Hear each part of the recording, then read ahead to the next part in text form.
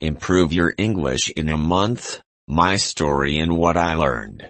I still remember the first time I realized how much I needed English. I was at a cafe when a tourist walks up to me, looking lost. He asked me for directions in English, and I understood him perfectly. But when I tried to answer, nothing came out. My mind went blank. I knew the words, I had studied them, but in that moment, I just couldn't put them together. After a long, awkward pause, I mumbled something unclear, pointed in a general direction, and walked away feeling frustrated.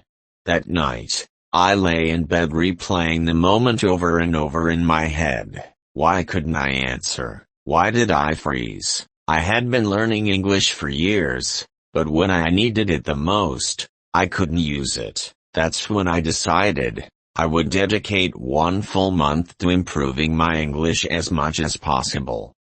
I didn't have a plan at first. I just knew that I wanted to be able to speak confidently. I wanted to have real conversations without feeling nervous. So, I made English a part of my daily life in every possible way, surrounding myself with English. The first thing I changed was my environment. I realized that I wasn't living in English, I was only studying it. So, I decided that for the next month, everything in my life would be in English. I changed the language on my phone, laptop, and social media. Every time I unlocked my phone, I saw English. At first, it was uncomfortable, and I had to think more before doing simple things. But after a few days, it started feeling natural. I also stopped watching TV in my native language. Instead, I only watched English movies and TV shows, but with a twist. At first, I used subtitles in English so I could read and listen at the same time. Then, after a few days, I turned off the subtitles completely. It was challenging. I didn't understand every word, but I understood enough to follow the story. Listening to English became my background noise. If I was walking somewhere, I listened to podcasts. If I was cooking, I played an audiobook. If I was waiting for the bus, I watched short videos in English. I wanted my brain to get used to hearing the language all the time, speaking even when I had no one to talk to. One of my biggest struggles was speaking. I had no one around me who spoke English, so I had never practiced having real conversations. But I couldn't let that stop me, so I started talking to myself.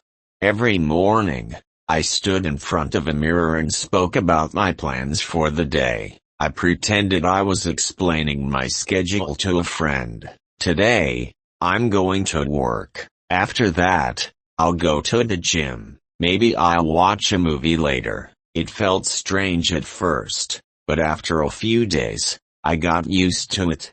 I also started recording myself. I would choose a random topic, talk about it for a few minutes, and then listen to the recording. The first time I did this, I hated how I sounded. I could hear my mistakes, and my pronunciation wasn't as good as I thought. But I didn't stop. Every day, I recorded a short audio, and over time, I noticed that I was improving. I even practiced narrating my actions out loud. If I was making coffee, I would say, "Now, I'm boiling water. I'm adding sugar. I'm stirring." This simple exercise forced me to think in English and helped me speak more naturally. Learning vocabulary in a natural way. One of the biggest reasons I struggled to speak quickly was that I didn't know enough words. Or, more accurately, I didn't know how to recall the words fast enough in a conversation. I knew them on paper, but when I needed them, they weren't there. So, I changed how I learned vocabulary. Instead of memorizing long lists of random words, I focused on phrases and expressions. I noticed that native speakers often use the same phrases in daily conversations. Instead of learning just the word busy, I learned the phrase "I've been really busy lately." Instead of just learning the word recommend, I learned I'd recommend this place. Whenever I heard a useful phrase, I wrote it down. By the end of each day, I had a small list of new expressions. The next day, I would try to use them in my speaking practice, fixing my mistakes and gaining confidence. One of the hardest parts of learning English is dealing with mistakes. I used to feel embarrassed whenever I made one, but during this 1-month challenge, I changed my mindset. I told myself, making mistakes is not a bad thing, it's proof that I'm learning. Whenever I spoke with someone, I paid attention to the mistakes I made. If I didn't know how to say something, I wrote it down and looked it up later. I also asked for feedback. When I joined an online language exchange, I told my speaking partner, if I make a mistake, please correct me. At first, I still felt nervous, but after a few conversations, I realized that nobody cared about my mistakes. In fact, people appreciated that I was trying to learn their language. The more I spoke, the more confident I became, challenging myself in the final week.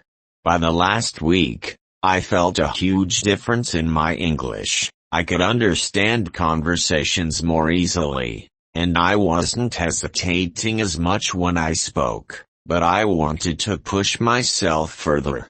I decided to try something difficult, watching a full movie with no subtitles. The first 10 minutes were hard, but then something surprising happened.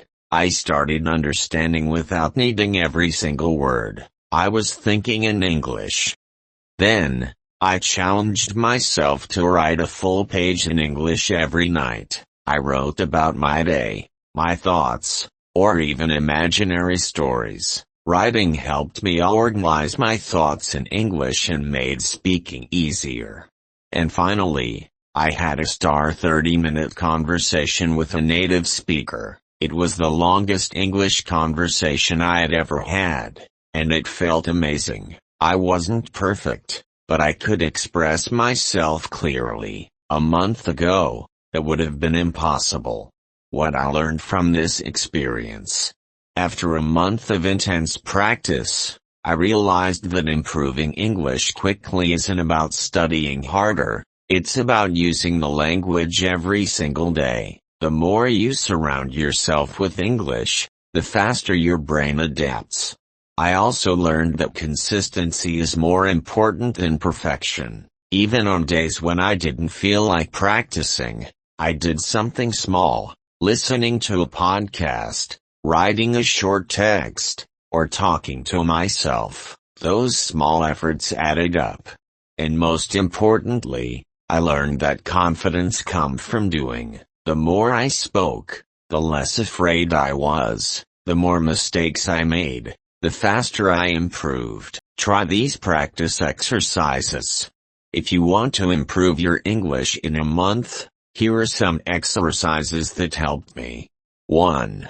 Speak for 5 minutes every day. Choose a topic and talk about it without stopping. 2. Write a short paragraph daily. Describe your day or an interesting experience. 3. Watch a TV show in English without subtitles. Try to understand from context. 4. Talk to yourself in English. Describe what you're doing in real time. 5. Find a speaking partner online. Have at least one conversation per week.